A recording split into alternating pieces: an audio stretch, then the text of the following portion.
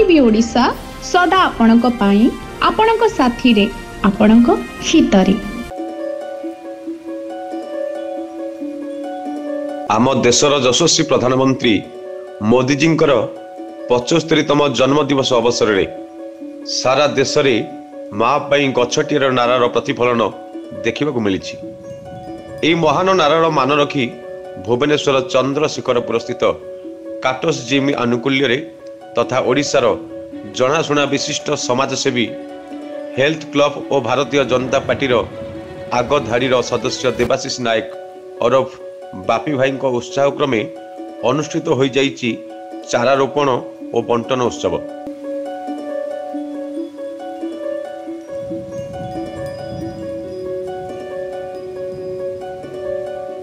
मो ना देवाशीष नायक जिम बापी गोटे छोटिया परिचय सहित हेल्थ क्लब एवं भारतीय जनता पार्टी मु कार्यरत। प्रधानमंत्री जो प्रधानमंत्री का जन्मदिन आपण मध्य जन शुभेच्छा वार्ता दौचु। जो प्रधानमंत्री जो भारत वर्ष सारा विश्व जो परिचय है जो विश्वगुरु कथा जो आम कहते आम पूर्वज मैंने भारत वर्ष जो सुनहर भारत बनी परवर्ती क्षेत्र में कोटि ना कोटि आम पराधीन भारत रही। 2014 पर जितेबाला प्रधानमंत्री नरेंद्र मोदी जी देशर प्रधानमंत्री देशर परिभाषा बदल विश्व क्षेत्र में मानचित्र आमर भारतर मर्यादा जो भाव में उठी तेणु आम समस्त गर्वित करूँ। तेणु भारतीय संस्कृति परंपरा केवल उन्नति होती सारा विश्व में परिचय से नुहे आर्थिक क्षेत्र जो प्रधानमंत्री आसले से 10 रे थिले एबे वर्तमान आम भारतर चतुर्थ और तृतीय होगा जाऊँ बहुत जल्दी अर्थनैतिक क्षेत्र में। तेणु गोटे बहुत बड़ विप्लव क्रांति होती आर्थिक क्षेत्र हो सामाजिक क्षेत्र हो सांस्कृतिक क्षेत्र हो परिवेश क्षेत्र हो। तेणु वसुधैव कुटुंबकम जो फिलोसफी सेटा भारत प्रधानमंत्री सारा विश्व को देइछन्दी।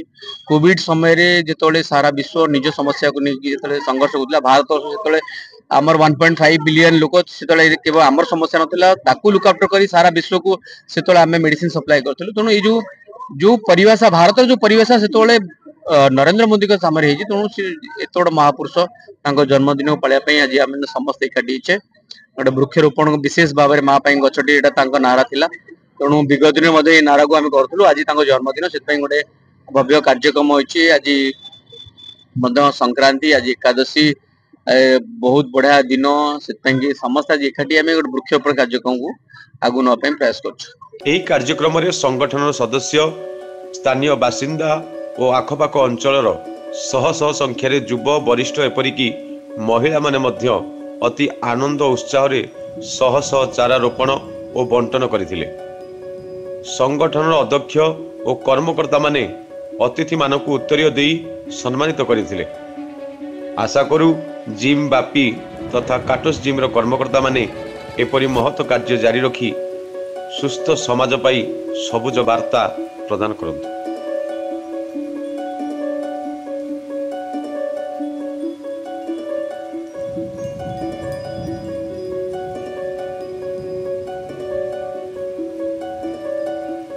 जदि वीडियोटी भल लगी थाए तेबे लाइक कमेंट एवं शेयर करंतु। माँ टीवी ओडिशा को सब्सक्राइब करंतु। माँ टीवी सदा आपणक पाई आपणक साथी रे आपणक हितरे।